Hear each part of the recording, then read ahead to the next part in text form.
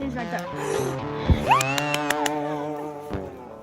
This episode of the Bucktails podcast is presented by Pistol Creek, for those who enjoy the journey as much as the destination. Thank you for listening.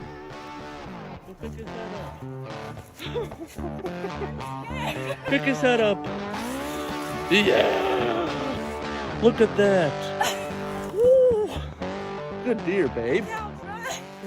Hello and welcome back to another episode of the Bucktails podcast. This is your host, Eli Self. I'm here today with Blake Yarter and Charlie Dick. They were in fourth place last year in the Five Alive Bass Club. It's an electric-only bass club located in Middle Georgia. Or what's your central area, would you say? Yeah, it would be Middle Georgia. I would say a little south of Atlanta. Gotcha. All right. And I'm the president of Dahlonega John Boat Anglers. I don't think I've said that on the show yet, but we're based obviously in North Georgia around Dahlonega. I've been running the club since, I guess, 2011. I was 19 or 20 when I started it. But we're still rocking. But so they fished Five Alive Bass Club, qualified for the ePropulsion Georgia Bass TEC for this year. And this year they're fishing in High Voltage, which is another electric-only club with different partners. And they're also fishing a new club called the Electric Elite, which this year is invite only. And it's a pretty big deal, bigger payouts, bigger entry fees. But the winner of that trail, I believe, wins. Is it 2 Elcos or 1 Elco? What's the prize for the elites this year? Yeah, so it's two EP20 Elco motors. Gotcha. Okay, so that's kind of the first club of its kind, if I'm not mistaken, for Georgia or even North Georgia, the Southeast, I guess, for an invite only, kind of the name elite, the Bassmaster Elites is kind of the pinnacle of bass fishing. So the Electric Elite is kind of the idea there. But that is the club you guys are fishing together this year. But the reason why we're here is you guys are the champions of the ePropulsion Georgia Bass TEC, which is the Total Electric Championship, is what TEC stands for. And it's basically the Georgia State Championship for electric-only fishing. The title sponsor for that tournament is ePropulsion. The grand prize was a Navy 6.0 Evo, which is comparable to a 9.9 horse. It's a 48-volt motor, and we'll get into the details on y'all's boat here in just a minute.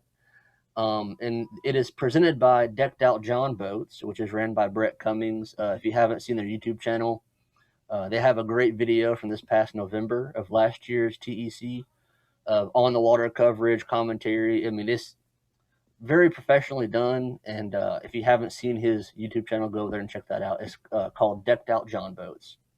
So this Saturday, you guys weighed in 19.37 pounds on Hard Labor Creek Reservoir. And again, that's why we're here, is because you guys won it all, won that new motor. So before we get too far, I did want to ask you guys, how did you guys meet as partners?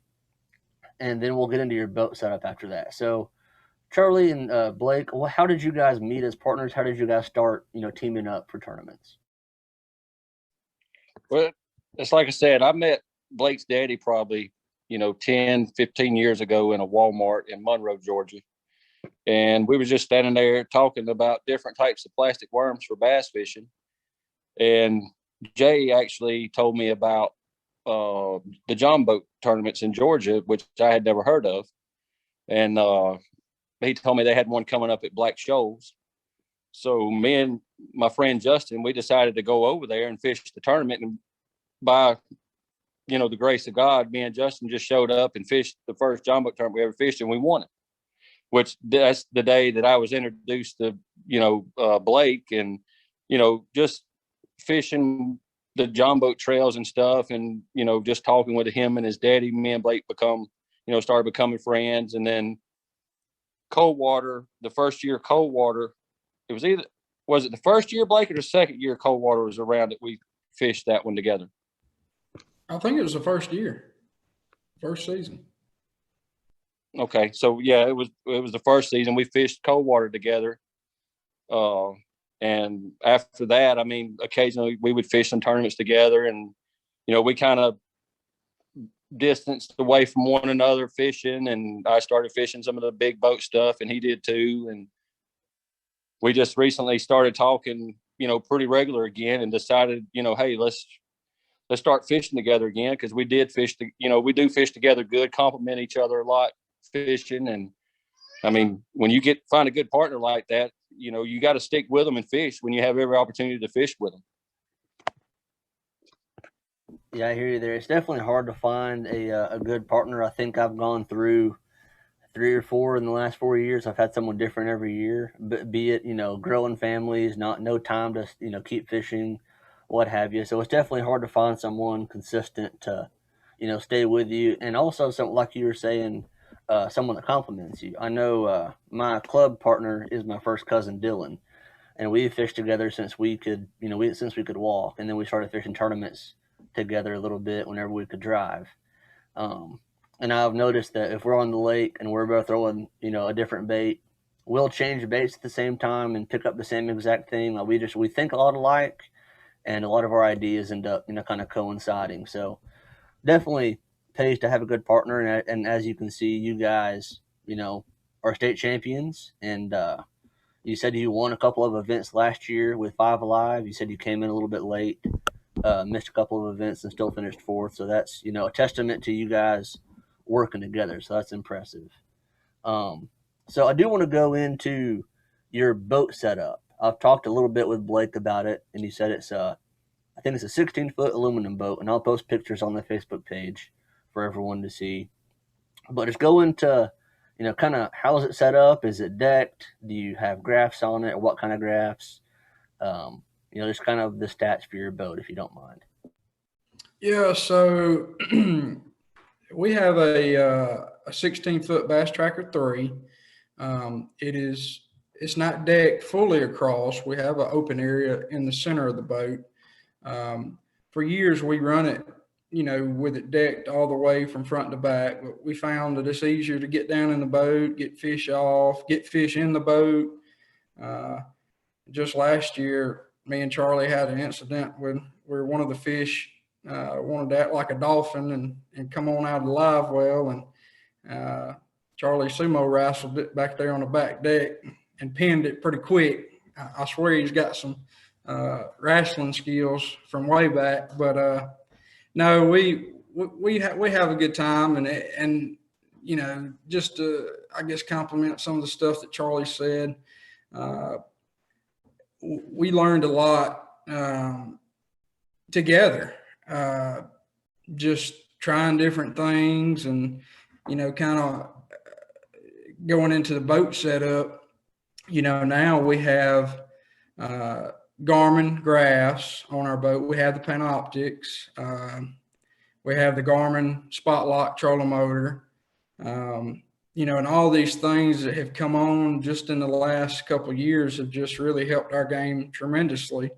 To where we used to line trees up on the bank, and we think this is kind of it. And then of course here comes the wind, and you catch a fish. Before you know it, you're 200 yards off the spot. So equipment does play a major factor. I can't talk enough about ePropulsion. This Evo motor is just, it is the latest and greatest product there is as far as outboard motors are concerned. I mean, you cannot hear the motor. It's really unbelievable as far as sound.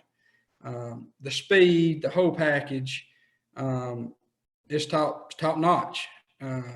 We run it, of course, we won it, Saturday. And I also run 2 lithium Navy battery packs that run that motor, 2 24 volt packs.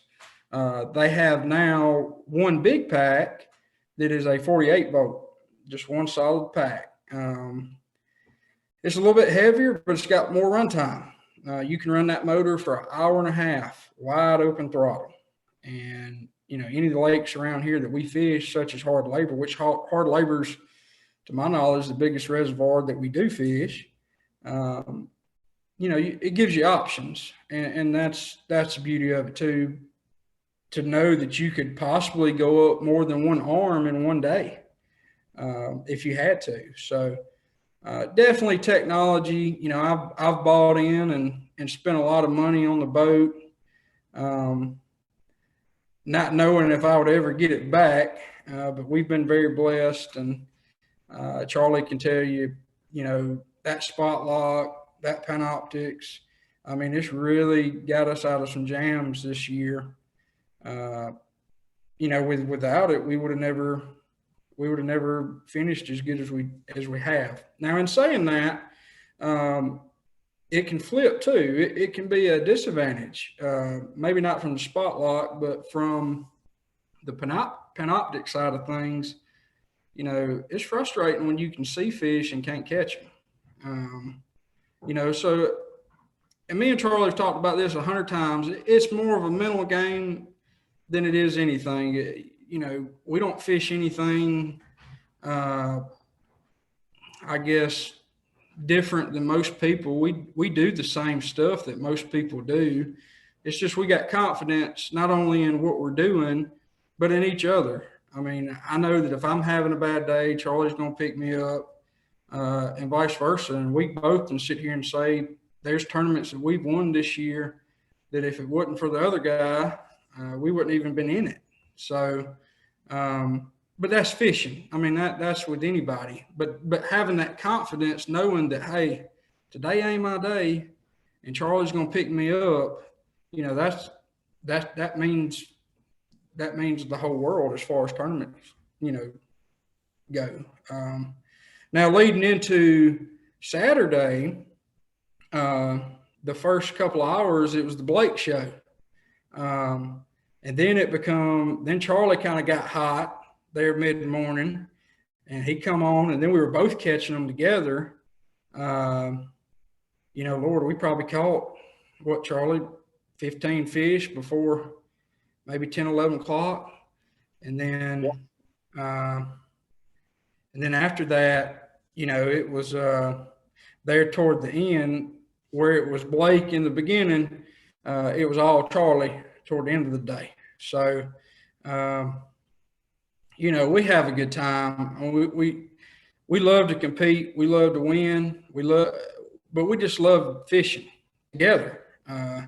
I could show you clips of Charlie acting a fool and me acting a fool and laugh, you know, fish taking rods out of our hands. And, you know, we've had it all. Dropping down in the boat, falling. It's just, but, you know, yet again, Charlie's absolutely right. We complement each other real well, and having that quality equipment does mean a lot. I gotcha. Yeah, so that's definitely some good insight into, you know, kind of tournament dynamics and partner dynamics and how the I think we could talk for days about the new technology and panoptics and all that. You know, my boat is very low tech compared to yours. My boat setup is an 18-foot winter fiberglass bass boat, and I've got two 36-volt trolling motors on the back, and then just a 12-volt 46-pound on the front. So I'll run right at 5 miles an hour. But you know, one thing I do like about that is I never lose any speed all day. You know, because those trolling motors on the back of my boat will pull maybe 40 to 45 amps, and I've got 100 amp hour, you know, just lead acid batteries. So, you know, I've got over 2 hours of run time. It takes me a long time to get there, but, you know, usually, you know, I can run a long ways, you know, but as far as winning or getting to a spot first, it doesn't happen for me. So, you know, I've got to kind of plan around that at times, and I'll kind of go into my tournament story from this past Saturday. And kind of what I'm getting at here is, you know, you kind of went through it, but we'll try to dive into a few more details here if you don't mind. But so my tournament story from this past Saturday, it was my first time ever on hard labor, actually. You know, and I'd heard people say a lot about the brush and how it was everywhere, and that was, you know, kind of I fish brush, but you know, when I say brush, it's like brush in Lake Lanier or an isolated brush pile. There's one, not 25,000, you know, and because, I mean, hard labor is full of it, and y'all know that. So that's something you have to plan for. And I tried spinner bait first thing in the morning, tried some top water, tried like a wake bait, some things like that up into the sticks, trying to get a bite like that, and nothing panned out early. And I was fishing. My plan was to stay close to the ramp and not waste my time running because I didn't know the lake as it was, and I was just trying to get a limit and just kind of work from there. It was my game plan. I wasn't, of course, hoping to win, but I knew it was going to take probably pushing 20 pounds, and I was just hoping to, unlock the puzzle, if you will. So that was kind of my game plan going in. So I fished. I went to the bridge closest to the ramp first and fished there. There's a good point that runs out that I found on the maps. There are a few fish that I marked on it, and I fished there for probably an hour and a half, and never could get bit. So I went up and hung right around that first point, right above the bridge, and went. And I found the wind was starting to pick up at this point, because it was pretty windy. I'd say 10 to 15 off and on, with at times gusts to 20, 25. I mean, it was pretty windy. Well, I found this ditch or a cove ditch type deal, full of bait, full of fish. The graph was lit up. I have a Garmin graph, but it's it's a Echo Map 73 DV, so it doesn't have Panoptics, but it does have the down imaging. So found a lot of bait and fish being blown up into this ditch. I hooked 2 or 3 on drop shot, and all of them jumped up and threw the hook. And that was kind of the theme of my mid morning. I hooked a few, nothing massive, some keepers, but hooked them on drop shot. Had a couple come off on shaky head. It was just I could not get one in the boat. And my dad was fishing with me. My cousin's wife is actually 38 weeks pregnant, so he wasn't going to be caught 2.5 hours away from the house. So I had a sub with me. It was my dad, and it was the same thing for him. We were getting a few bites, but just couldn't get them in the boat. So then we fished around a little while longer, had a few more, hits. We were throwing. I'd resorted to shaky head by this point because I couldn't get him to hit a spinner bait. I threw a spinner bait a good bit, and some moving bait. So I resorted to fishing slow, and missed a few more. Then finally decided to go up the middle arm. I think it's called Reedy Creek. It's the bridge that it's all over YouTube. People have seen the videos, but it's the bridge where it was won, I guess, in 2019 or around that area. I think's where that bridge is. But so ran over that direction, and by this time the wind was whipping it. I guess it was blowing out of the northeast. And we found a little pattern where we were getting bit. I ended up catching 2 keepers. One of them swallowed a drop shot, so it ended up not making it. And then I had one more keeper that I caught on a shaky head. And the pattern I finally found, and it was already, I guess, 12 or 1 o'clock by this time. But wind was whipping it, and it was on the non-wind blown side of the point. So I don't have spot lock, so I was trying to hold myself out there on some points in the wind, and I couldn't do it. So kind of where an eddy was forming around the point, I was throwing shaky head up there and like kind of acting like it was a bait fish or something being pulled across the point in the wind. And we started getting bites. Like I said, I caught 2 pretty quick that way. And then my dad got into a flurry of them.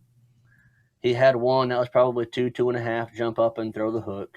I think he wasn't getting a good hook set, or his hook may have been dull. There's no telling. But then after a little while sitting in this one spot, still getting hits and missing them, my dad ended up hooking into one that I'm estimating would have been probably a 5 or 6 pounder. I mean, you could see the head shakes, pull and drag. I saw the flash of it one good time, good size fish. But I'm saying it was in the 5 pound range, and then it pulled off. So that was my day. We had probably in between 7 or 10 bites or so on the day, but figured out something a little bit too late. Not saying it would have got us the win. If we would have caught the fish we had hooked, we would have had probably 9 or 10 pounds. Nothing major, but it would have been at least a limit to weigh in. But that was my day. I was pretty upset. I fished sloppy. Didn't execute on the bites I did have. So that was kind of my tournament story, if you will. No pre-fishing, never been there before. So that was kind of my gist of it. So going into you guys' tournament story, and you kind of said it was Blake early, then it swapped over to Charlie. Y'all kind of swap back and forth. So you said you caught probably 15 early in the day. So how many do you think you caught like over the entire day? How many fish? I don't know. I guess probably, I would say close to 20. Wouldn't you think so, Charlie? Yeah, I'd probably say 20, maybe 25. I mean, we caught several fish that, really we didn't even look at. I mean, I know you probably caught 15 at least on Panoptics. Yeah, I mean, we didn't even think about looking at to even consider culling with or anything like that. I mean, you just caught them and throw them right back, But yeah, I would say between 20 and 25. Yeah, so it sounds like y'all had quite a good pattern going on. Was it? And like I said, you don't have to go into a lot of detail, but was it offshore? Were y'all fishing shallow? Kind of what range were y'all targeting? So yeah, we fished a little bit of everything. We caught fish in 2 foot of water, and we caught fish in 25 foot of water. Some fish, we caught a lot of suspended fish. Saturday, it was really not a whole lot of size, but we did catch some decent fish suspended. Most of our bigger fish, come out of the brush. Of course, there's, like you said earlier, there's brush everywhere. We started the day, through a little bit of top water, and got a limit pretty quick. And we just kind of, throughout the day, we just coiled up. When the wind got up really blowing good, it seemed to turn on the bite a little bit for us. And then, once the sun kind of got up good later on in the afternoon, we slowed down a little bit. We mixed it up some, but that's when Charlie he put some key fish toward the end of the tournament that really boosted us, up the board. We had a good bag before that. It was just, we were around that 14, 15 pound range. And then my scale was kind of messing up a little bit. And we thought we hit lock on the scale and it didn't lock. So we were using the culling beam, and at one point we caught them so quick, just back to back to back. We really didn't know what we had. Until, we kind of well, actually, after we done pulled the boat out of water, we were looking at live well, and it was like, man, all these fish, we may have, we didn't know really what we had, but we knew we had a good bag. So I'll let Charlie expand on some of that. Yeah, I mean, so like you said, like Blake said, we had a decent bag to start, and then I got on a little bite that I discovered, and it was something I'd never done before. And I mean, I had been throwing a shaky head. I'd throw the chatterbait, and I had messed with some of the fish that Blake was catching on Panoptics. And, I was just thinking to myself, I said, man, it's going to be one of them days for me. And I just happened to make a key cast that really gave us our first good fish.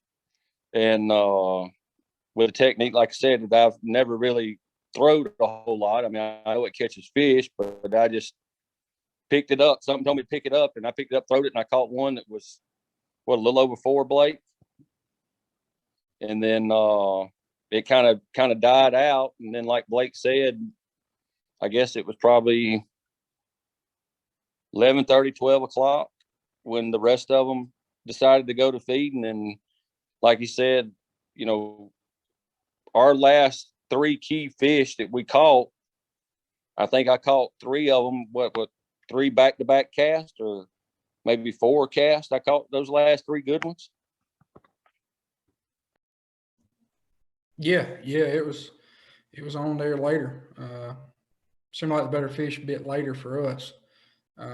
We did catch some early. We probably had 2 fish that were over 3 pounds pretty early on, and then we made some key decisions there about mid-morning that put another four and maybe one close to 3 in the boat. And then there toward the end, you know, we were culling pretty good then. So yeah, overall it was a good day. I mean, no doubt about it. It don't always happen like that. And it just seemed we fished clean. We were able to get the fish out of the brush. You know, I know you mentioned earlier, you know, you had a lot of bad breaks, fish spitting it, and that happens, and especially in that lake. When some of them big ones get down in them brush piles, or trees, it's just hard to get them out. So we were very blessed. Lord blessed us all day, because every fish that we had bite, we put in the boat. I think we lost one fish, and me or Charlie, neither one know how big it was. I broke off on it about mid-morning, but outside of that, it was just a fun day. I mean, I'll never forget Saturday of the rest of my life. We had a good time. We caught a lot of fish. We both caught a lot of fish, and you know, hey, you talking ounces. I mean, it was just meant to be. The Lord just blessed us, and me and Charlie both are grateful for it. It's a lot of time, a lot of effort, a lot of studying. Been through a lot of heartbreak, a lot of hard lessons over the years. Woulda, coulda, shoulda. He can tell you, there's been numerous tournaments that we should have blowed out of the water, and you know, it may be the rod, something as simple as the rod length, line size, gear ratio, drag not being set. And, you know, over the years, we've kind of held each other accountable. Hey, you got, you know, let's talk this through. You know, what we're trying to do, what pattern, what are we trying to accomplish? You know, what's going to be the best rod for this scenario? We do a lot of we try not to get, I guess, I don't want to say go overboard with it, because you want to keep it simple, but you also want to put yourself in the best situation with your equipment that you possibly can. And, you know, we went through a lot of different rods and reels and lines and lures and hooks. And, you know, both our wives would probably kill us if they knew how much trial and error and money spent on some of this stuff. But it's definitely, it's paid for itself for sure. Yeah, good deal. I think you hit a lot of good points there. How it's a combination of obviously fishing talent, having your homework done, and then it's attention to detail is a lot of what I kind of picked out there. And before I forget, I do want to thank you guys for you know, talking about being blessed, putting God first. I appreciate seeing that in your Facebook posts, and you know, it sounds like you're jam up guys, good Christian dudes.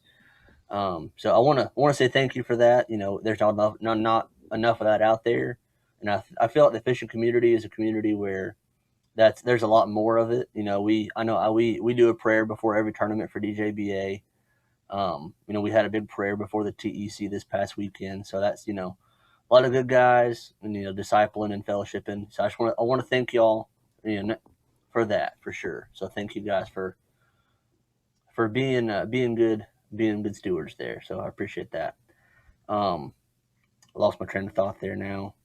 But yeah, so it sounds like y'all had your homework done for you. So as far as the fish you caught, or the, you know, the amount of fish you guys caught, did y'all have kind of the day planned out? You know, I'm sure you had your first spot you wanted to go picked and planned out that way. But did you follow a pre-fishing plan pretty heavily? And I know Charlie said something about he picked up something midday that was, you know, just something he had a feeling about. But otherwise, was pre-fishing a big part, or did it change based on the wind, or it was a little bit cooler than it had been all week? I think the night before it thunderstormed pretty bad, rained hard, and kind of cooled off everything a little bit. So did pre-fishing have a big play in it, or did y'all kind of change as the day went on? Well, I would say that, you know, a couple of weeks before the cutoff, we actually fished a tournament up there with Backwoods Bass Club, and we we done pretty well in that area for that tournament. We should have won that tournament. We lost 2 key fish. I mean, either one of the fish we lost, if either one of us, Blake lost one, I lost one. The one I lost was a giant. I mean, if we'd have put either one of those fish in the boat, we'd have blown that tournament out of the water. But I mean, you know, the fish I lost, I mean, Blake can tell you, I don't know, like I said, I don't know how long you've been fishing, but as long as I've been fishing, I mean, you look at a fish in the water, fish is always a lot bigger than what it looks in the water. And the fish I lost, Eli, I'm not kidding, dude. That fish was probably every bit of 2 foot long in the water. I mean, she was a giant. And I mean, if something could have went wrong with that fish to lose her, I mean, everything was totally against me to lose that fish. I mean, there wasn't but one twig sticking up. Blake didn't realize I had hooked the fish. He was on the motor moving a little bit further down the bank. I set the hook. I said, I got her. And by the time he, realized what was going on, there wasn't but one twig that I had to avoid. And buddy, she hit that one twig and that was it. And the funny part about it is the twig I lost that fish on, that's the same twig Blake lost his fish on right before I lost the big one. And, but we had, like I said, we had, fished that tournament up there. And, we was pretty much leaning on those results. I mean, because we really didn't have much time to practice over there, because after the Backwoods Club tournament we had over there, which we finished second in, we had a high voltage tournament. So we really didn't get a whole lot of practice time. We basically just went on what, our knowledge and what we had done, a couple of weeks prior. And it goes back to like what I was telling you before. If Blake tells me, hey, I think we need to do this, that's where I said that, we complement each other's partners. I never second guess him. And like I said, if I tell him I got a gut feeling about something, he don't second guess me. And we just pretty much stuck to that plan for the TEC. We said, hey, we're going to go up there, see what happens, and if we have to make a decision come mid-morning or mid-afternoon, then we'll make the adjustments then. But, we were fortunate enough to be able to fish that area, and we never left. We didn't have to leave it. We stayed there all day. Gotcha. Okay, so that's kind of what I was figuring, is y'all had an idea going in, and I know that you guys are locals, or y'all live pretty close to the lake, I think, or you have history on that lake is what I was trying to get at. Because I know, I live like 5 minutes from Yehula up in Dahlonega. It's a pretty small lake, but I can, without pre-fishing, I fished there since I was 9 or 10 when it opened. So I've been fishing it for almost 20 years now. So it's a lake that I don't have to practice as much. I kind of have an idea of what I've done in the past and what should work. But no, it sounds like, and if y'all got to stay in the same area, I love when those days work out where you have an area you want to focus on, and it comes to fruition, And that was one of my problems, is I was hoping I'd find an area where I could get bit on 2 or 3 different points or places, and just kind of cycle through it throughout the day. That's kind of my tournament strategy on the lakes up here in North Georgia, is I'll find an area and then just make a cycle, if you will. Just kind of go from spot to spot until I quit getting bit. But if I know there's fish there, I want to try to stay there and capitalize on what's there. So and especially since it takes so long to run places, I don't have time to go and swap, scrap plans 2 or 3 times a day. You just don't have the time. So, but anywho, thank you guys so much. I think we've talked a lot about that day, and just a little bit about Faith and your boat setup. And again, thank y'all so much for coming on. It's been a pleasure to meet you guys.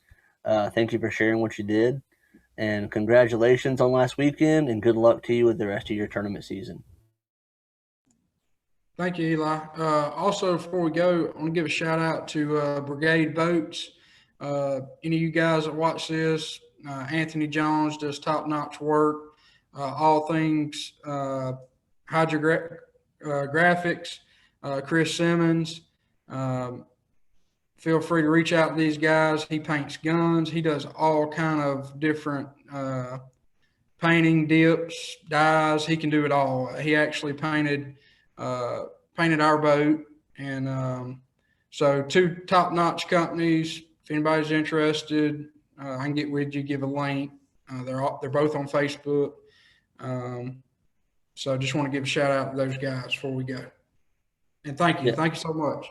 Yeah, not a problem. And I don't mind a bit if you'll send me on Facebook or whatever the links to those sites or those pages. I started following Brigade Boats after I saw that you guys were sharing their posts. So yeah, just send me whatever links you want, and I can put those on my page too. So Yeah, thank you, Eli. Really enjoyed the show, and I appreciate the opportunity to be on your show. Thank you a lot. And if there's any time I could, maybe help you out on some of the lakes down here, maybe with some areas or information, feel free to reach out to me. I'd be more than glad to see what I can do to help you out. all right, Yeah. man. Well, I appreciate it. And again, good to meet you guys. We're both big hunters too, Eli. So we can talk hunting all day long. Me and Charlie both bow hunt. So All right, yeah, good deal. We'll get you guys on. I've been kind of in a hiatus from recording. It's been a couple of months since I've done an episode. I have a 7-month-old little girl, and I just stay busy with that. And I teach high school, but school got out last week. I think was my last week. So now it's summertime, and I've got a lot more free time. So yeah, we'll get a hunting story or two from you guys, and we'll do an episode sometime soon. But thanks again for coming on. sounds good. We sure appreciate you. Thank you for having us on. The Bucktails Podcast, brought to you in part by Trick Sporting Goods in Dahlonega, Georgia.